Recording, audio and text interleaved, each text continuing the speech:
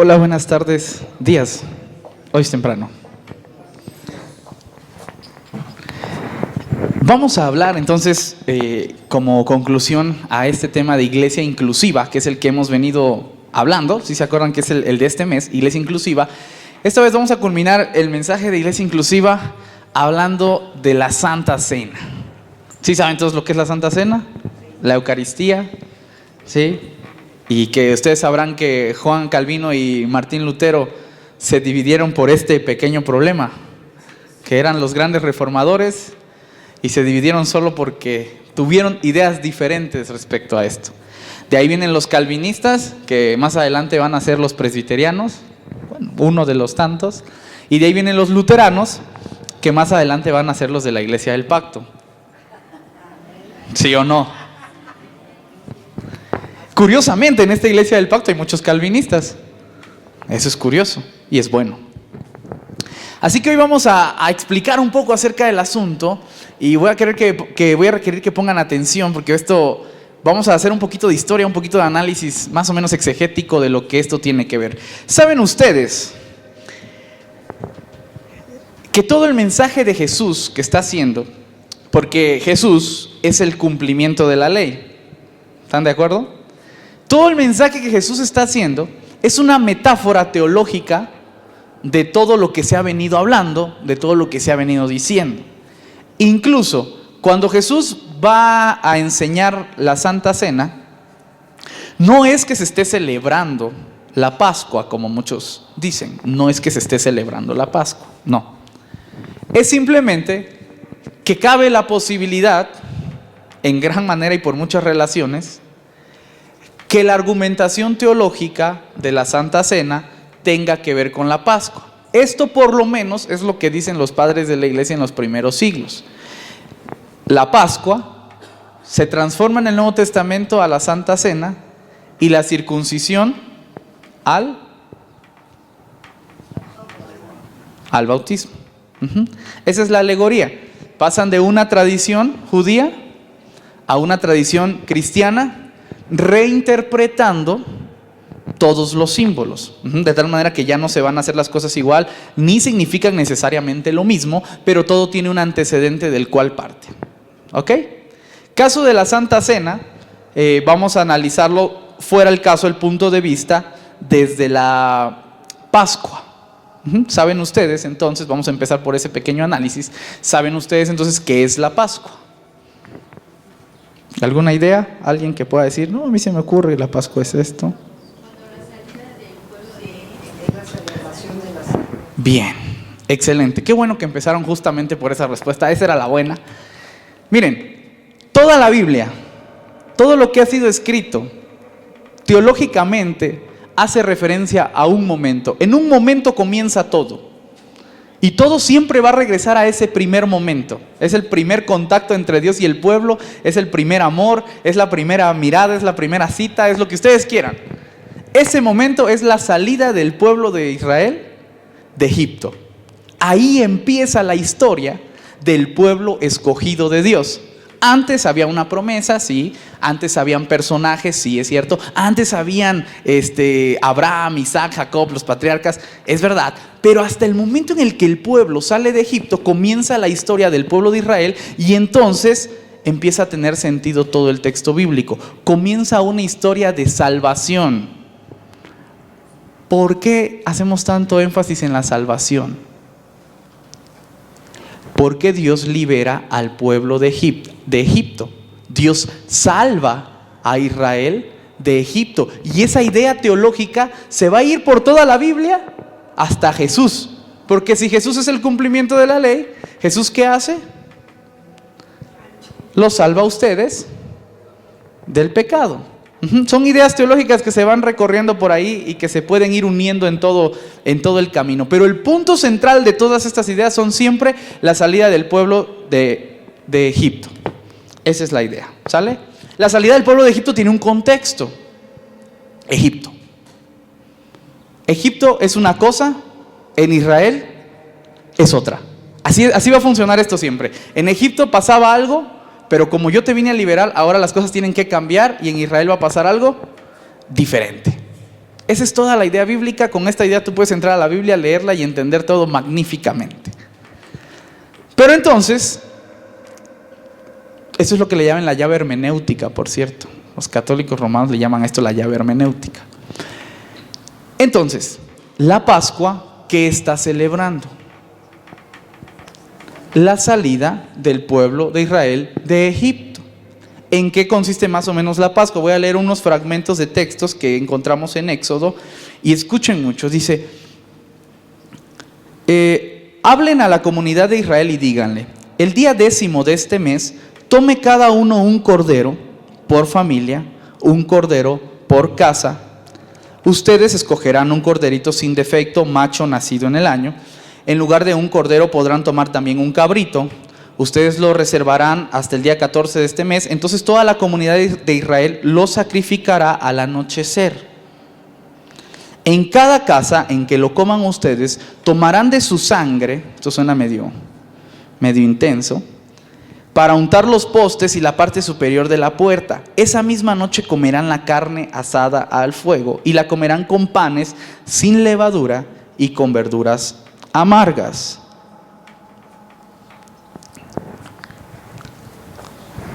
Lo que se celebraba, en primer lugar, es un corderito. ¿Están de acuerdo? No vamos a matar a ningún corderito, a menos que quieran hacer barbacoa o algo así. Pero el corderito representaba, la idea en el pueblo de Israel es que llegaba la persona, veía el corderito, entonces yo agarraba el corderito, le ponía la mano en la cabeza al corderito, místicamente, no sé cómo pasaban mis pecados al corderito, y entonces mataba al corderito, y con el corderito morían mis pecados. Así funcionaba, esa es la mentalidad hebrea, así era. Y Jesús dice que es aquel cordero que es llevado al matadero, dicen. ¿Por qué? Dice que llevó cautivos nuestros dolores y nuestros pecados. ¿Por qué? Sencillamente porque ese Jesús teológicamente representa la metáfora del corderito anterior, que es sacrificado con tus pecados. Jesús se lleva tus pecados y juntamente con su muerte se van todos tus pecados. Es la misma alegoría, o sea, es la misma idea que se tiene en la mente hebrea de lo que tiene que ser la salvación para el pueblo de Israel. Voy a seguir leyendo. Y comerán así, con el traje puesto, las sandalias en los pies y el bastón en la mano. Ustedes no se demorarán en comerlo. Es una Pascua en honor a Yahvé. Durante esa noche yo recorreré el país de Egipto y daré muerte a todos los primogénitos de Egipto. Eso es lo que estaba pasando en ese momento cuando le están dando las instrucciones. Y en la casa en donde estén ustedes, la sangre tendrá el valor de señal. Al ver esta sangre, yo pasaré de largo y la plaga no los alcanzará mientras golpee a Egipto. Dos cosas bien sobresalientes en la Pascua. Uno es el asunto pedagógico y dos es el asunto de la sangre de Cristo. Sobre la sangre de Cristo voy a hablar primero. La sangre de Cristo es aquella que te limpia, que te escoge, que te mantiene apartado de algo. En este caso, iba el ángel de Jehová, veía que había una casita pintada con la sangre y decía: aquí no hacemos daño porque esta persona ha sido redimida por la sangre de un cordero. Es más o menos. Tú ahora, si crees en Cristo, y dense cuenta que siguen usando los cristianos la misma alegoría, tú por la sangre de Cristo estás salvo, eres limpio, eres apartado, y entonces Dios también te ve diferente. ¿Por qué eres más bueno? Por la sangre de Cristo, por gracia. ¿Sí? Entonces se dan cuenta que va todo por ahí, todo igual. Pero ahora quiero ver el asunto pedagógico. Dice: ¿lo van a comer con sandalias puestas, con el bastón en la mano, vestidos, listos y rápido? ¿Por qué? Porque se tenían que ir. O sea, Egipto te está dejando libre, vete, comes y te vas. No es de que te vas a quedar aquí seleccionando mi playera favorita, mi corbata favorita, te vas a llevar tu Xbox. Un minuto de silencio. La tele, tus tarjetas favoritas, nada, bro. No te puedes llevar nada. ¿Sabes por qué? Porque tienes que irte ya. Tienes que irte pronto. Esa era la idea. ¿Sabes qué? Esto es pedagógico. Chequen, ustedes observarán este rito y también lo observarán sus hijos. ¿Para cuándo?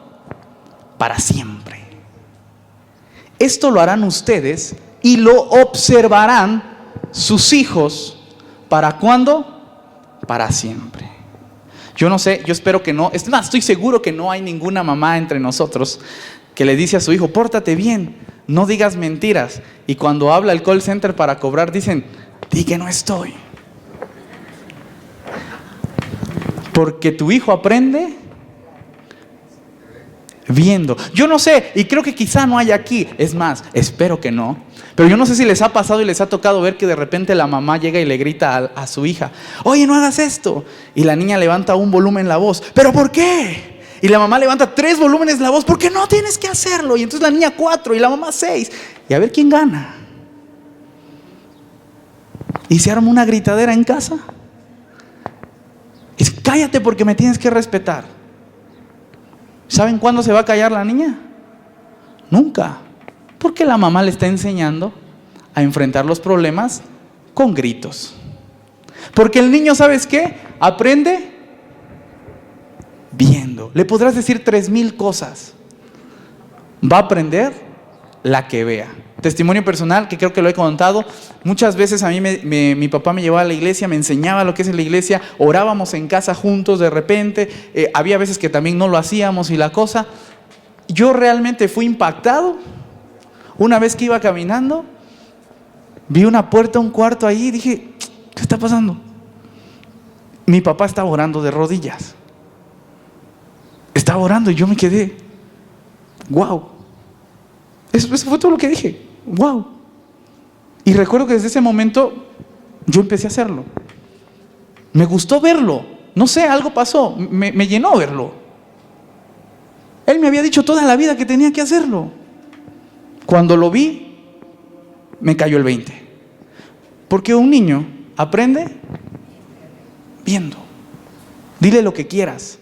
Lo que vea es lo que va a terminar haciendo. ¿Sale? Por eso, ustedes observarán este rito y también lo observarán sus hijos para siempre. Estas mismas ceremonias las harán cuando entren en la tierra que Yahvé les dará, como les tiene prometido. Y cuando sus hijos les pregunten: ¿qué significa este rito tan extraño? Papá, ¿pero por qué no podemos comer decentemente la barbacoa? ¿Pero por qué no podemos mojar la tortillita con tranquilidad?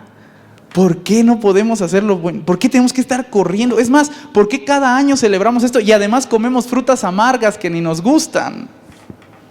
Entonces, ¿sabes qué? Déjame decirte que ese es el momento que el padre tiene para enseñarle a su hijo lo mejor. Cuando el niño te pregunta algo, es el mejor momento que tienes para enseñarle algo. Después tú se lo vas a querer enseñar, pero el niño ya no va a querer aprender. Cuando tú provocas que él te pregunte, esa es la mejor oportunidad que tienes para enseñarle algo, porque está interesado, quiere saber, tiene dudas. Dice: ¿qué será? ¿Qué será que está pasando? Entonces, cuando el niño ve algo extraño que no está acostumbrado a ver, cuando tú ves algo que no estás acostumbrado a ver, algo llama tu atención y dices: ¿por qué? Porque todos somos curiosos. Y por curiosidad murió el gato. Y por falta de curiosidad también. Y entonces, ese es el momento para que el papá dice: pues muy sencillo. Y le empiezas a explicar todo el asunto. Cuando tus hijos te pregunten qué significa este rito, les responderás: este es el sacrificio de la Pascua para Yahvé, que pasó de largo por la casa de los hijos de Israel en Egipto, cuando mató a los egipcios, dejando a salvo nuestras casas. Al oír esto, todo el pueblo se postró y adoró. Los israelitas se fueron e hicieron lo que Yahvé había mandado a Moisés y a Aarón. Si nadie te ve haciendo algo, tú le puedes decir 1000 cosas y nunca te van a creer. Si tu hijo nunca te vio llegar a la iglesia, por ejemplo, es muy probable que no quiera venir. Si tu hijo nunca te vio orando, es muy probable que no quiera orar. Si tu hijo nunca te vio adorando, que es diferente, es probable que nunca vaya a querer adorar. Si tu hijo nunca te vio delante de la presencia de Dios, nunca va a estar en la presencia de Dios. Si la iglesia no muestra cosas, ¿saben qué? no van a pasar cosas. Y el pueblo de Israel es un pueblo pedagógico que hace todos sus ritos porque está enseñando algo. Quiero compartirles algo, no sé si se han dado cuenta, pero nuestra liturgia es pedagógica. ¿Todos tienen sus boletines? ¿Qué dice el boletín en el culto? Las rayitas que están subrayadas. ¿Qué dice? Somos pecadores. Después.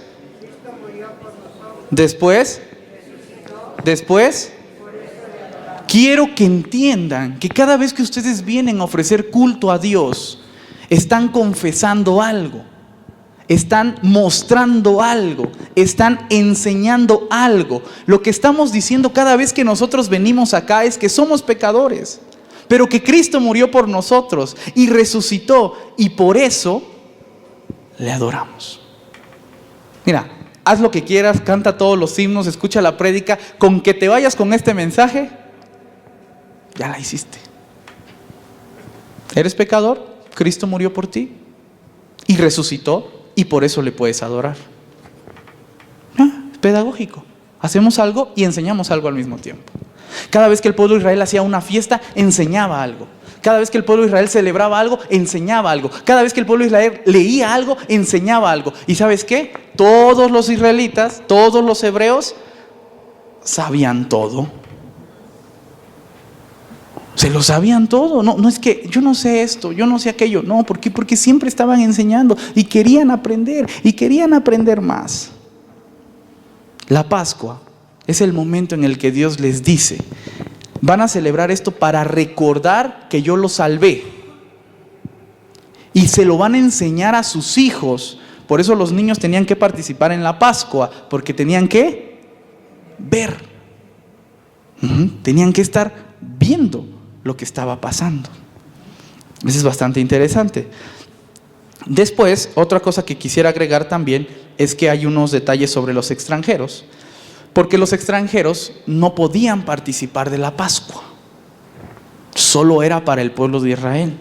Solo los que habían sido salvos por el pueblo de Israel podían participar de la Pascua. Los extranjeros no. Tenían que circuncidarse y entonces ya podían participar de la Pascua.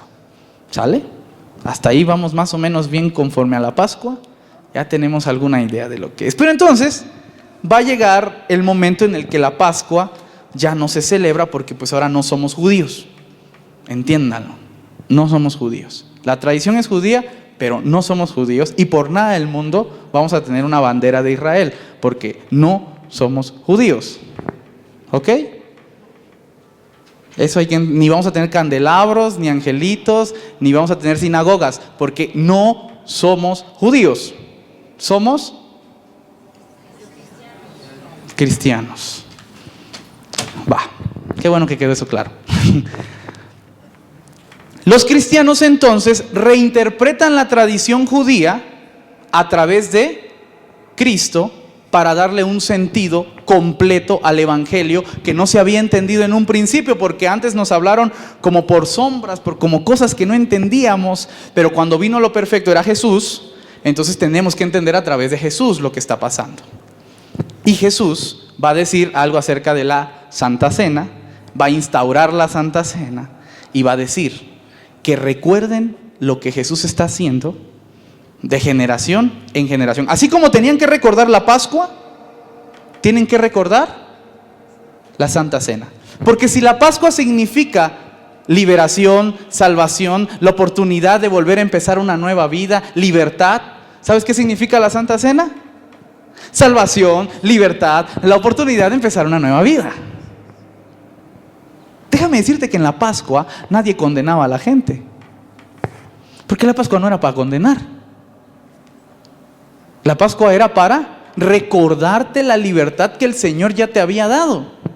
Por eso déjame decirte que en la Santa Cena nadie debe condenar a nadie, porque es la oportunidad de enseñar y demostrar que puedes ser libre por el sacrificio que Jesús ya hizo. Esos son los paralelos. Pero entonces, ¿qué pasa en el texto que leímos en 1 Corintios, en donde Pablo sí está condenando algo de la Santa Cena?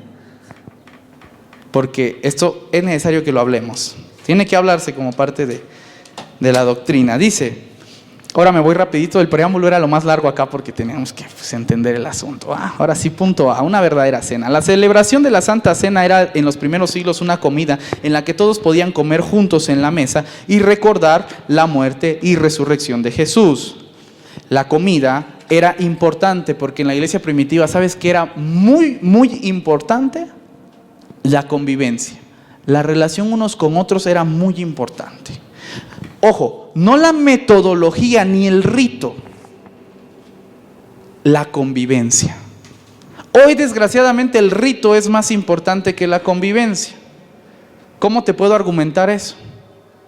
Porque hoy, con tal de cumplir con un rito una vez al mes y como ya hay mucha gente, no podemos tener una comida. Entonces, ¿qué tenemos? Pues galletas, vasitos de jugo, porque ni para el vino alcanza. Pan Bimbo, lo que sea, que no está mal, o sea, realmente no está mal.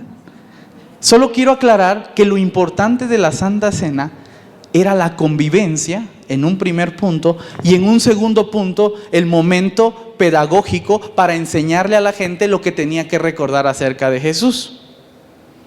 Eso es lo importante. Si tú cumples con la convivencia y si tú cumples con el momento pedagógico, ¿sabes qué? Fantástico. Tu iglesia va a crecer con esos 2 puntitos. No necesitas nada más. Eso va de maravilla. ¿Qué es lo que pasa en la iglesia que sí le enoja a Pablo? Porque a Pablo sí le enoja algo. Algo está pasando en esa Santa Cena que Pablo dice: esto no está funcionando como se supone que debería de ser. Vamos a leer tantito para ir con esta parte. Y vamos a pasar al punto B sobre comer indignamente. ¿Cuántos de ustedes han escuchado comer indignamente? Cada mes, porque pues todas, miren, yo he estado en iglesia bautista, luterana, metodista, presbiteriana y ahora iglesia del pacto.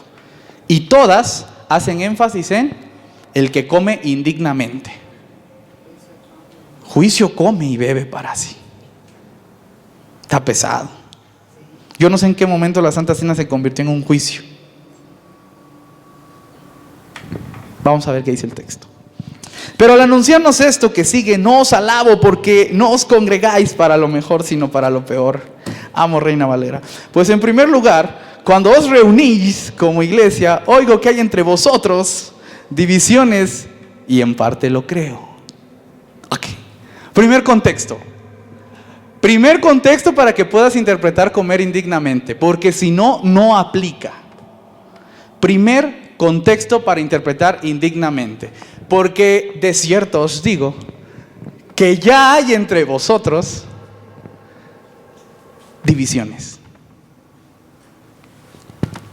Si entre ustedes hay divisiones, ¿sabes qué sentido tiene la Santa Cena? Ninguno, porque ¿cuál era el primer motivo que les dije de la Santa Cena? La convivencia, la comunión. Y si no hay entre ustedes comunión y convivencia y hay división, ya no tiene sentido, ya no sirve, ya no tiene caso pues comer. Ese es el primer contexto para cuando lleguemos al comer indignamente. Sí, tenemos que entender ese primer contexto.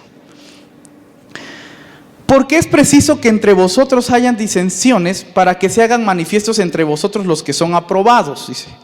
Cuando pues os reunís vosotros, esto no es comer la cena del Señor. Pero ¿cómo no? Si hay pan, y hay vino, y hay gente repartiendo la cena, y hay ofrenda de amor al final. Y hay un rito que dice va esto y después va esto y después va esto. Y alguien se para al frente y dice cada vez que coman este pan y beban esta copa, mi muerte anuncian hasta que... Eso no es celebrar la cena del Señor. No importa si cumplen con cada pedacito del rito. Eso no es celebrar la cena del Señor. Porque si hay división, ya no sirve nada de lo que hagan. ¿Para qué le echan tanto rollo y gastan dinero en vasitos? Ya no sirve. Porque al comer cada uno se adelanta a tomar su propia cena. Vamos analizando los contextos. Y uno tiene hambre y otro se embriaga. Miren, solo sé que las santas cenas de antes estaban muy buenas, porque no creo que se embriagaran con una copita de Jumex. Es comentario. Pues ¿qué? ¿No tienen casa en que coman y beban? ¿O menosprecian la iglesia de Dios y avergüenzan a los que no tienen nada? ¿Qué les diré? ¿Les alabaré? No. En esto no les alabo. Estaba pasando algo en la iglesia de Corinto. Ustedes cada vez que lean Corinto, por favor, tienen que ir al contexto, porque Corinto es una carta pastoral. Si en el contexto no se entiende nada de lo de Corinto, no pueden institucionalizar nada de Corinto. Tienen que entender el contexto de Corinto. Hay divisiones en la iglesia de Corinto. Hay problemas en la iglesia de Corinto. Hay contiendas en la iglesia de Corinto. Es más, el problema específico que Pablo está marcando es que hay una sección de la iglesia que tiene mucho dinero. Y hay una sección de la iglesia que no tiene dinero. ¿Y sabes qué? Es lo que a mí me encanta. En primer lugar, que tienen que estar juntos. Así es sencillo. Eso es lo primero. Tienen que estar juntos. Con el perdón y el respeto de todos los misioneros estadounidenses, no todos, ¿verdad? Pero algunos que también tendrían esta tendencia, no debe, y lo digo claro, no debe existir una iglesia para gente rica. No debe existir una iglesia para clase media. No debe existir una iglesia para gente pobre. No debe hacerse esa división, porque eso es atentar contra la unidad del reino de Dios. No puedo diseñar una iglesia basado en la calidad económica. No puedo. Eso es demasiado capitalista. Eso es demasiado capitalista. Eso es decir, ¿sabes qué? Mi iglesia es de gente rica y por eso va a haber esto. Delimito a mi público. Y está bien, puedes delimitar a un público, pero lo estás delimitando basado en una circunstancia social y económica que no es justa. Si la economía fuera otra cosa que fuera justa y a lo cual todos pudieran tener el mismo acceso y fuera fácil y sencillo, divídelo, está bien. Pero no es acá, no es el caso de México. En México esto es injusto y ha sido injusto por todo el tiempo. La economía es un asunto muy serio. No puedes hacer una división así. Atentas contra la unidad del reino de Dios. Atentas contra la unidad del reino de Dios. Decir, aquí nos juntamos pura gente que gane más de 10,000 para arriba. Si quieres una iglesia más a tu nivel económico porque es un estatus social. Oh my God, ¿quién rayos dijo que es un estatus social tener más dinero? ¿Quién lo dijo? Y nos las comemos completita. Y decimos, no, pues sí, yo tengo más dinero. Yo pienso diferente. Yo soy mejor. O peor, como quieran, pero crees que eres diferente por tener más dinero. Mentira, eres igual. Igual de pecadores todos. ¿Sale? Es lo primero que necesitamos dejar en claro. Y lo que pasaba en Corinto era específicamente eso. Había gente con dinero, gente sin dinero. La gente con dinero empleaba a la gente sin dinero. Y entonces al momento de comer la Santa Cena, la gente con dinero comía primero y comía más. Porque pues llevaban un mejor vino. Además no tenían cruda porque era un mejor vino. ¡Qué privilegio! Comían más porque llevaban más comida. Tenían hasta postre en la Santa Cena. Y los pobres pues llevaban frijolitos y tortillas. Y entonces Pablo dice, no, así no funciona. La Santa Cena requiere una cosa para empezar. Y esa cosa se llama unidad. Y si no hay unidad, eviten de celebrar cualquier cosa. ¿Sabes por qué? Porque entonces sí comes y bebes juicio contra ti. Qué pesado. ¿Sí o no? Duro. Lo que es. No, pero es que miren, cuídate de no haber pecado, dicen en el momento. Decimos, yo lo digo, la verdad. Yo soy el que le imparto. Eso fue soga al cuello para mí. Suicidio. antes de que participe en la Santa Cena, hacemos la invitación y decimos, el que esté bien con el Señor, ¿no? El que se arrepienta de sus pecados cometidos. Como si no pudiera comer la Santa Cena porque adulteró la noche anterior. Como si no pudiera comer la Santa Cena porque mintió hace 3 días. Como si no pudiera comer la Santa Cena porque está chismeando. Como si no pudiera comer la Santa Cena por cualquier pecado que se te ocurra. No, que es por gracia. No, ustedes lo dijeron. No, que era por gracia. Ahora, que si la Santa Cena es por mis obras, dejo de impartirla, porque yo voy a ser el más condenado. Y la verdad, la de Pilatos es la mejor. Si acceder a la Santa Cena es por mis obras, dejo de hacerlo. No soy digno, de verdad, no puedo, soy pecador. Más que todos ustedes juntos, quizá. Bueno, no tanto. Me arrepiento, me retracto de eso, no es para tanto. Comer la Santa Cena es un asunto de gracia. Es un asunto que Jesús hizo por ti. Comer la Santa Cena es estar juntos, todos nosotros, porque todos nosotros somos pecadores. Todos nosotros cometemos pecados, hoy, ayer, antier, en este momento. Todos somos pecados. Y si todos los pecados son iguales, dígame, ¿quién no puede comer de la Santa Cena? Si todos ustedes son pecadores y todos son del mismo pecado. Si uno adultera y el otro chismea, ¿quién es más pecador? Los dos. ¿Quién de los dos no puede comer la Santa Cena? O los dos no la comen o las dos la comen.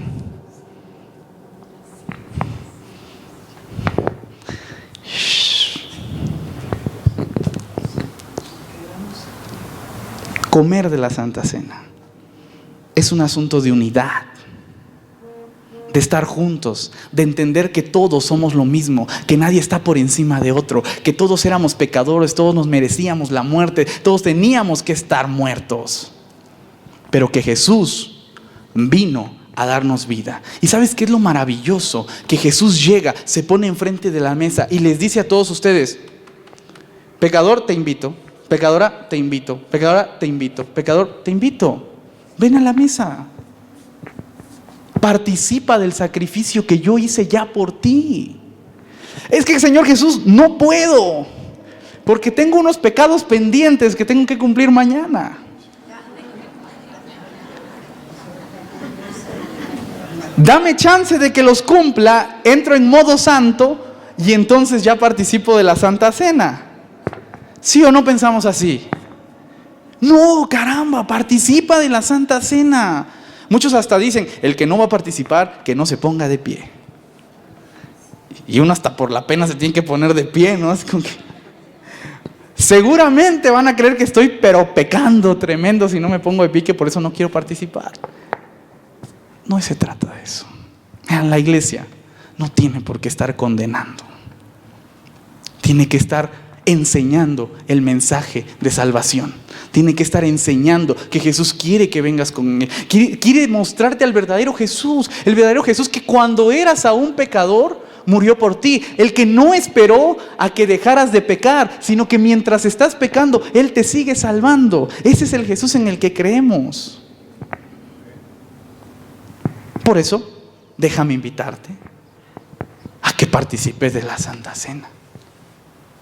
Porque quiero que seamos uno, que estemos juntos, que no haya entre nosotros divisiones, que no haya entre nosotros uno que sea más pecador o uno que sea más santo. No quiero que haya entre nosotros uno que se crea mejor, con más poder o con menos poder. No quiero que haya entre nosotros diferencias, porque somos uno. Participa de la Santa Cena. Es que yo me siento más pecador, pastor. No te sientas más pecador. Siéntete bendecido porque el Señor también murió por ti. Y de preferencia, aunque no participen los niños, que lo vean. Para que cuando el niño le pregunte: oiga papá, ¿y por qué comes una tacita de jugo Jumex y un pancito Bimbo? Tú le puedas decir: porque esto significa que Jesús murió por nosotros. Y él esté aprendiendo de qué se trata. Porque la Santa Cena es un asunto de unidad y es un asunto pedagógico que se tiene que estar cumpliendo. ¿Desde qué doctrina? Ninguna. Desde el texto bíblico. Eso es lo que tiene que estar pasando. Por eso el punto número 3, sencillamente es: enseñemos en cada cena el mensaje de esperanza y no el de condenación. La oportunidad de acercarse a Jesús y no la limitación de su mesa. Porque cada vez que anuncio su muerte, anuncio que Él ha muerto por todos los pecadores. Que Él quiere que todos sean salvos y que nos invita a comer con Él. ¿Sale? Eso es lo que tiene que ser la Santa Cena. Por último, ¿quién es el que come indignamente? El que no entiende esto. El que no entiende que la cena del Señor es para los pecadores, es el que come indignamente. El que no entiende que tiene que haber unidad y que todos somos iguales, ese es el que come indignamente. El que no entiende que la Santa Cena tiene que ser un mensaje práctico de la salvación de Jesús y que se tiene que estar enseñando a nuestros hijos por las generaciones para que lo aprendan, él come indignamente. ¿Cómo llego a esa conclusión? Desde el contexto del mismo texto, sin sacar un pedacito para argumentar cualquier cosa, sino analizando el texto desde la perspectiva del contexto inmediato de Corinto. Por lo tanto, hermanos, no coman indignamente, porque si ustedes comen indignamente, comen y beben juicio para sí. Amén. Que Dios les bendiga.